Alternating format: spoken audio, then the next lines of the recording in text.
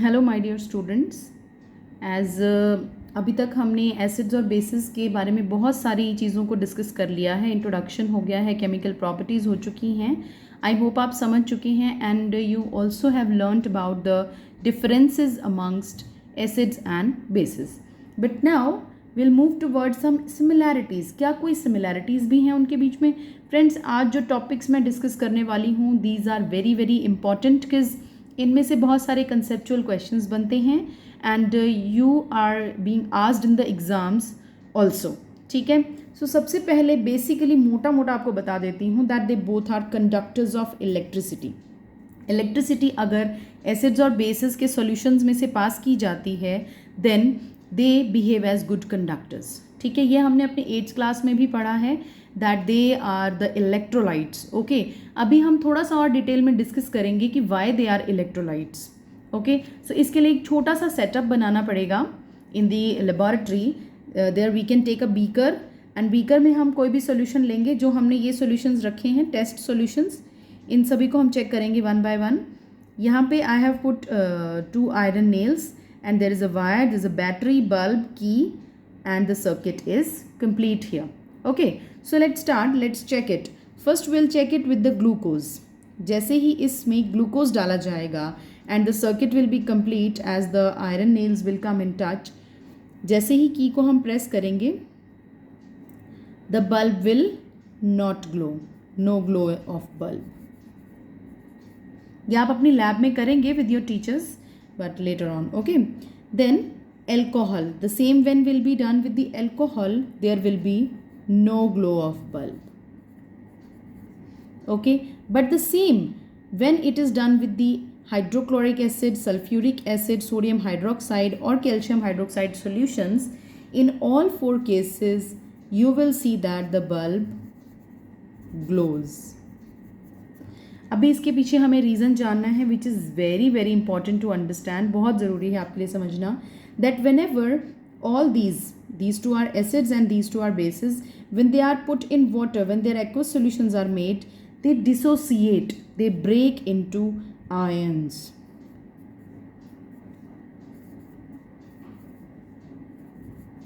aqueous solution में इनके ions बन जाते हैं, cations और anions. These are the cations, these are the anions. इसी तरह से sulfuric acid में भी होगा.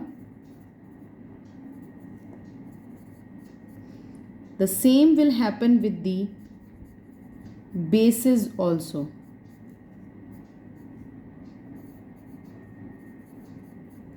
ठीक है, इन सभी बेसिस के साथ भी यही होगा. This is the reason because इनके अंदर अब चार्ज्ड स्पीशीज हैं, चार्ज्ड स्पीशीज हमें नज़र आ रहे हैं. सो these charged species are ions, cations as well as positive ions are cations, negative are anions. तो ये सभी क्या हैं? These all are good conductors.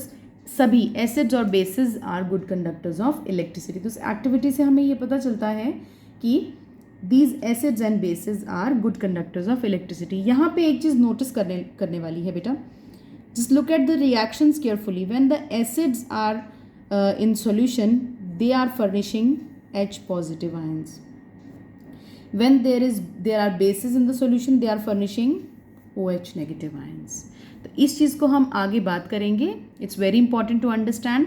Let's continue. अभी हमने अब तक बात किया कि हम एसिड को सोल्यूशन में लेंगे, बेस को सोल्यूशन में लेंगे. Why are we talking about the aqueous solutions only?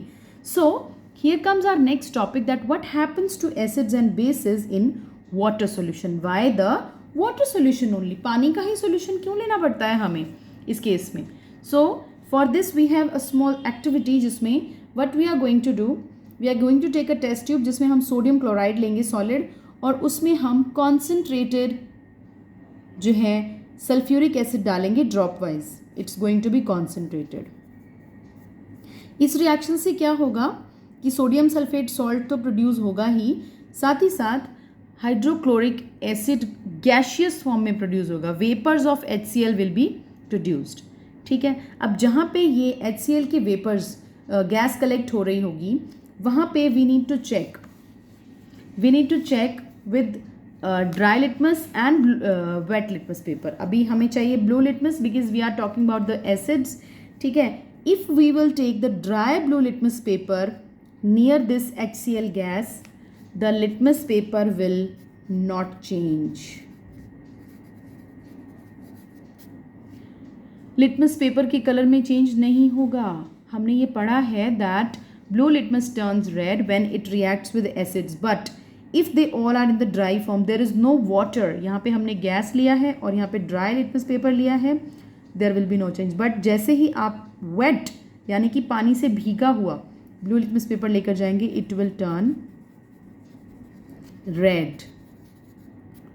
That means these acids and bases when they are in the aqueous form, जब ये पानी के solution में होंगे, only then they will be dissociating. तो ये सिर्फ पानी की presence में ही dissociate हो सकते हैं, break हो सकते हैं into ions.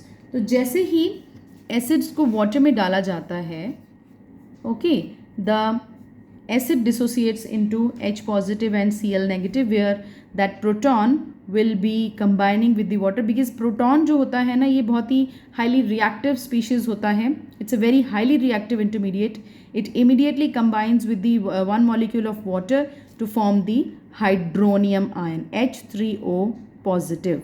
Okay, it's a very very important hydronium ion जो है, it is formed by the combination of the proton or the H positive ion with the one molecule of water. It gives you the hydronium ion. ठीक है, तो acids वो हैं which furnishes hydronium ion in their aqueous solution. Acids are the chemicals that furnishes hydronium ions in their aqueous solution. Similarly, we'll talk about the bases. जैसे ही solid sodium hydroxide को आप water में डालेंगे, it will be giving you sodium positive ions and hydroxide ions. Okay, so hydroxide is comparatively stable species, so इसको combine होने की ज़रूरत नहीं होती है. Similarly, we have the bases like potassium hydroxide, we have the bases like magnesium hydroxide. ठीक है, ये सभी पानी के साथ dissolve होते हैं and they dissociate into their respective ions. तो यहाँ आपने देखा कि OH ions are being furnished by all the bases, while the acids are furnishing protons or H positive ions which are combining with water molecules to give you hydronium ions. ठीक है. अच्छा, एक चीज़ और आएगी आपके सामने. You will listen to the word alkali. बहुत ही important ये टॉपिक है.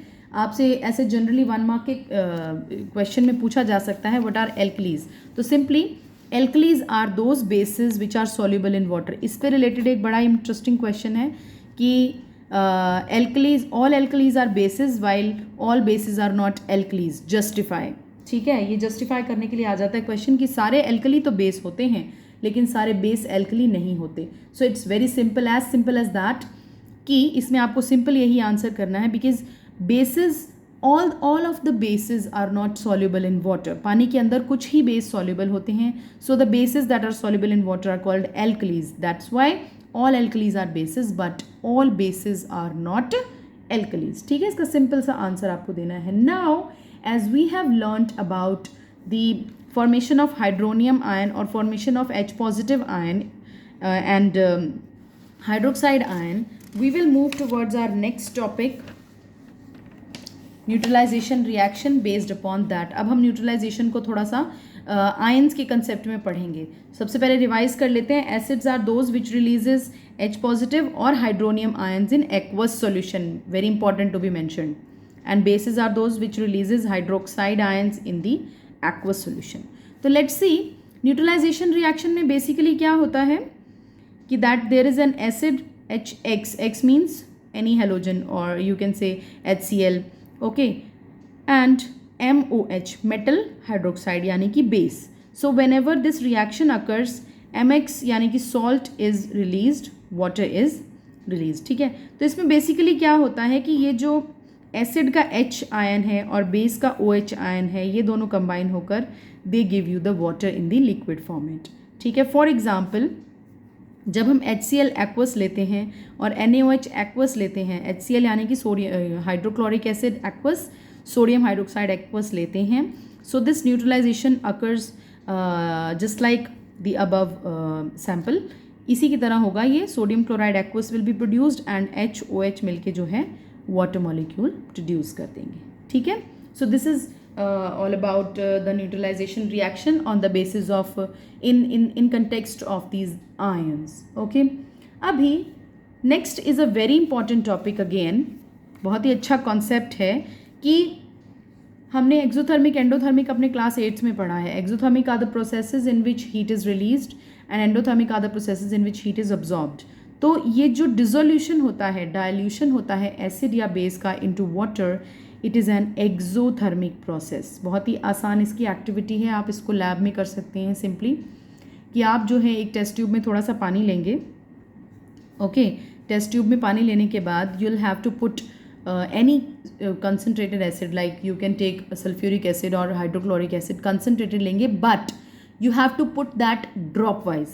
जैसे जैसे आप कुछ drops डालते जाएंगे, you'll make it you'll keep stirring the solution, you will feel that the test tube becomes warm. वो धीरे धीरे गर्म होती जाएगी. Okay, so this shows you that dissolution of acid in water is an exothermic process. Same with the base. अगर आप पानी में जो है सोडियम हाइड्रोक्साइड पैलेट्स को डालेंगे एंड डिज़ोल्व करने की कोशिश करेंगे, so as soon as that sodium hydroxide will dissolve, आपका सोल्यूशन मिक्सचर भी थोड़ा सा गर्म हो जाएगा. It shows that this is an exothermic process. But now because it is exothermic process, बहुत हीट रिलीज करता है, तो ये जो डायल्यूशन का प्रोसेस है it must be done very carefully. ये क्वेश्चन भी बहुत ज़्यादा इंपॉर्टेंट है. Okay. Now I am going to show this to you by a small activity. Activity तो करके नहीं दिखा पाएंगे, but we can just show it diagrammatically. Let's take some acid. यहाँ पे मैंने ले लिया acid, concentrated acid, any acid, HCl बोल मान लीजिए ले लिया. So now if I put water drop wise, अगर मैं यहाँ पे पानी डालूँ क्या होगा? There is more acid, there is less water coming to it. ठीक है. तो इसकी वजह से क्या होगा that what ever heat is released, वो बहुत ज़्यादा अमाउंट में हीट रिलीज़ हो जाएगी. पानी है नहीं, there is no water to neutralize that heat, to absorb that heat. तो ये जो रिएक्शन मिक्सचर है ये बहुत ज़्यादा गर्म हो जाएगा. द टेस्ट ट्यूब में बर्स्ट हो सकती है. So whenever we are diluting an acid, first we should take water. So this method is wrong method. First we should take water, more water must be there, and acid or base must be added